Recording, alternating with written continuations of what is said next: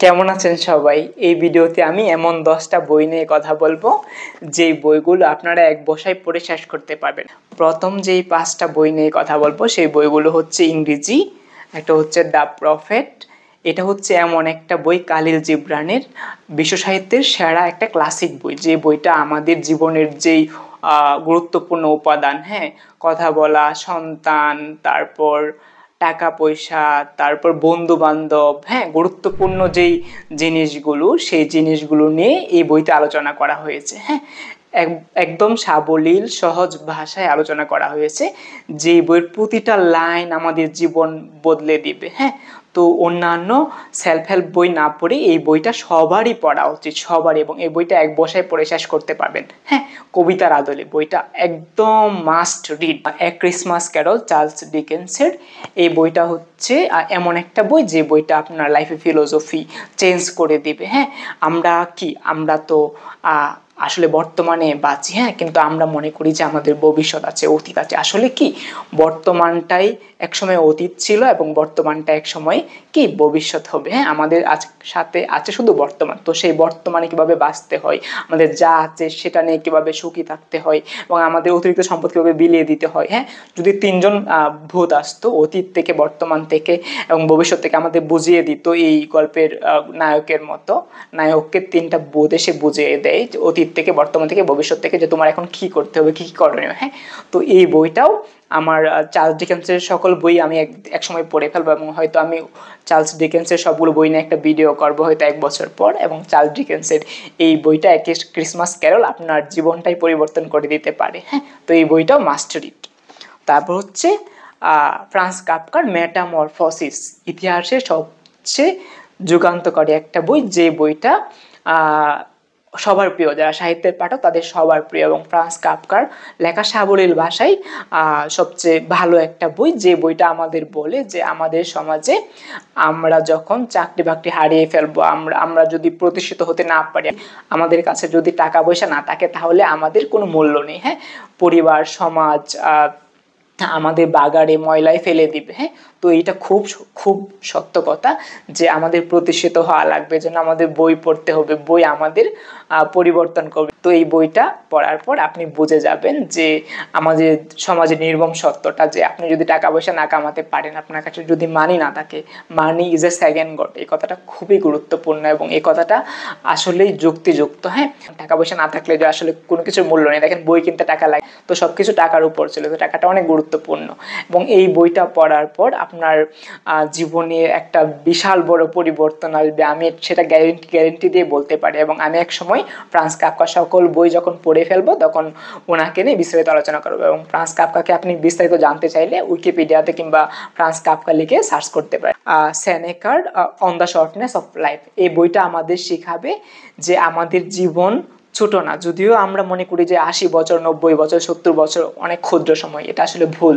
আমরা যদি আমাদের সময়টা ঠিকভাবে ব্যবহার করতে পারি, হ্যাঁ, তাহলে সেই সময়ের মধ্যে আমরা অনেক কিছু করে ফেলতে পারবো। হ্যাঁ, আসলে আমাদের কিন্তু বয়স আমাদের বড় করে না, আমাদের বড় করে যে আমরা আমাদের জীবনটাকে কিভাবে পরিপূর্ণভাবে ব্যবহার করছি। হ্যাঁ, সেটার উপর ডিপেন্ড করে আমি ভবিষ্যতে কি হব, কিংবা আমি কতটুকু গুরুত্ব বহন করি এই সমাজে। হ্যাঁ, এবং এটা আমাদের শেখায় যে অতীত নিয়ে চিন্তা করা যাবে না এবং ভবিষ্যৎ নিয়ে দুশ্চিন্তা করা যাবে না, বর্তমান নিয়ে বাঁচতে হবে, এবং আমাদের জীবনের যে সময়টা আছে সেইটার প্রতিটা সেকেন্ড উপভোগ করতে হবে। আমরা জানি কি, আমাদের জীবনে প্রতিদিন কত সেকেন্ড হয়? হ্যাঁ, ৮৬,৪০০ সেকেন্ড। প্রতিটা সেকেন্ডকে মূল্য দিতে হবে, প্রতিটা সেকেন্ড, হ্যাঁ, আমাদের বুঝে শুনে কাজ করতে হবে। The little prince একজুপুরির।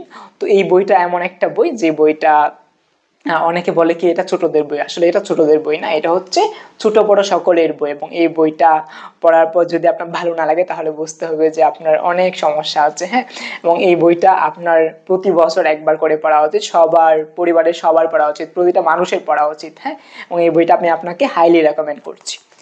তারপর হচ্ছে যে 5টা আমি বাংলা বই নিয়ে কথা বলবো। মার্কাস এরেলিয়াসের মেডিটেশনের অনুবাদ করেছেন শ্রী জ্যোতিরিন্দ্রনাথ ঠাকুর। তো এই বইটা হচ্ছে ইতিহাসে সর্বকালের শ্রেষ্ঠ একটা বই, 2000 বছর আগের। হ্যাঁ, মার্কাস এরেলিয়াস যে স্টোইকবাদী বিশ্বাসী, সেনেকার যে উত্তরসূরি। হ্যাঁ, তো সে আমাদের তার নিজের সাথে নিজের কথোপকথন এই বইতে আছে।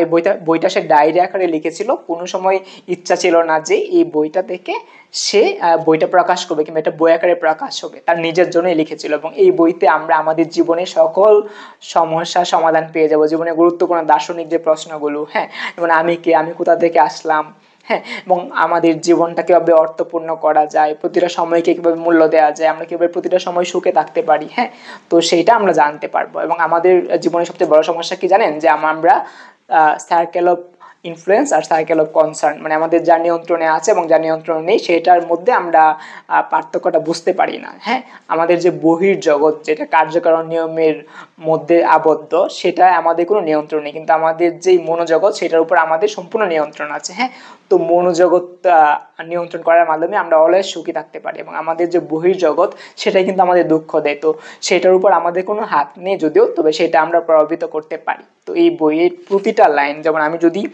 প্রথম একটা পৃষ্ঠা উল্টিয়ে যদি একটা উক্তি পড়ি, এটা হচ্ছে, জ্ঞানের কথা শুনিয়া চলিতে আরম্ভ করো, এখন যাহারা তোমাকে বানর বলিয়া পশু বলিয়া অবজ্ঞা করিতেছে, তাহারাই আবার তোমাকে দেবতা বলিয়া পূজা করিবে। এমন অসংখ্য অসংখ্য লাইন, অসংখ্য প্যারাগ্রাফ এই বইটাতে আছে, যে বইটা আপনার জীবনটাই পরিবর্তন করে দিবে।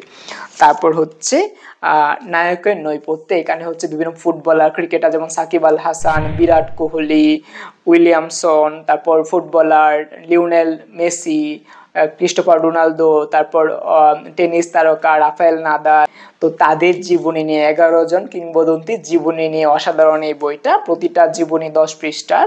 তো এই বইটাও 100 পৃষ্ঠার নিচে।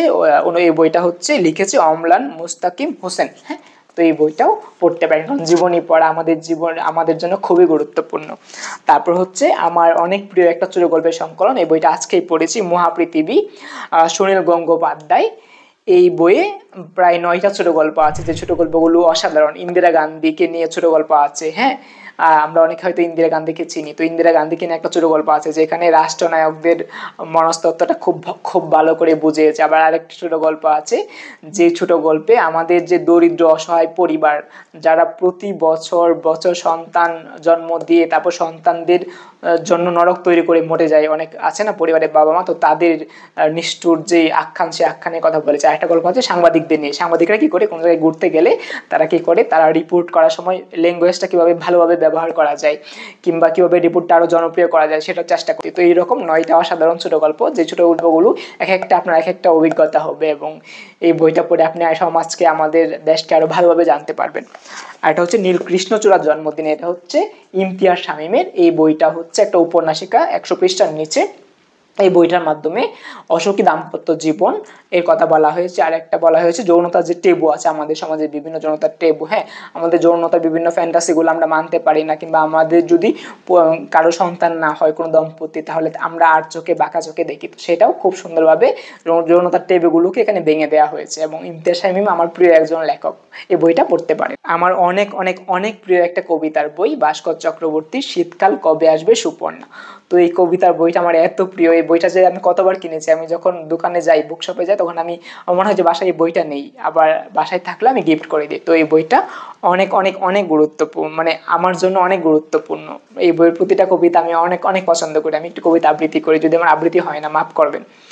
শীতকাল কবে আসবে সুপর্ণা, শীতকাল কবে আসবে সুপর্ণা, আমি 3 মাস ঘুমিয়ে থাকবো, প্রতি সন্ধ্যায় কে যেন আর কি করে ব্যাঙের রক্ত ঢুকিয়ে দেয় আমার শরীরে, আমি চুপ করে বসে থাকি অন্ধকারে, নীল ফানুস উড়িয়ে দেয় কারা, সারা রাত বাজি ফোড়ায় হই হল্লা, তারপর হঠাৎ সব মোমবাতি বুঝবাজির মতো নিভে যায় একসঙ্গে। হ্যাঁ, তো 10টা বই আমি আবার রিক্যাপ করছি। এটা হচ্ছে কবিতার বই শীতকাল কবে আসবে সুপর্ণা, আর এটা হচ্ছে নায়কের নৈপথ্য, এটা হচ্ছে 11 জন কিংবদন্তির জীবনী, আর এটা হচ্ছে উপন্যাসিকা ক্ষুদ্র নীল কৃষ্ণচূড়ার জন্মদিনে ইমতিয়াজ শামীমের। তারপর হচ্ছে মার্কাস এরিলিয়াসের মেডিটেশনের যে অনুবাদ আত্মচিন্তা যতীন্দ্রনাথ ঠাকুরের। তারপর হচ্ছে মহাপৃথিবী, সুনীল গঙ্গোপাধ্যায়ের ছোট গল্পের সংকলন। তারপর হচ্ছে দ্য লিটল প্রিন্স, এক যুগ পুরীর, এটা একটা অনুবাদও আছে অনেক ভালো। এবং on the shortness of life সেনেকার। তারপর হচ্ছে মেটামরফোসিস ফ্রান্স কাফকার, এ ক্রিসমাস ক্যারল চার্লস ডিকেন্সের। এটা নিয়ে আমার একটা ভিডিও আছে, ডিসক্রিপশন বক্সে লিঙ্ক দিয়ে দিব, আপনারা দেখতে পারেন। তারপর হচ্ছে দ্য প্রফেট কালিল জিব্রানের ইংরেজি 5টা বইয়েরই কিন্তু অনুবাদ আছে অনেক সুন্দর ভাবে। তো আশা করি এই বইগুলো আপনারা পড়বেন এবং আপনারা পড়ে জানাবেন আমাকে কেমন লেগেছে। হ্যাঁ, আমার মেল দেয়া আছে, আপনারা মেল করতে পারেন। হ্যাঁ, তো happy watching, see you next video.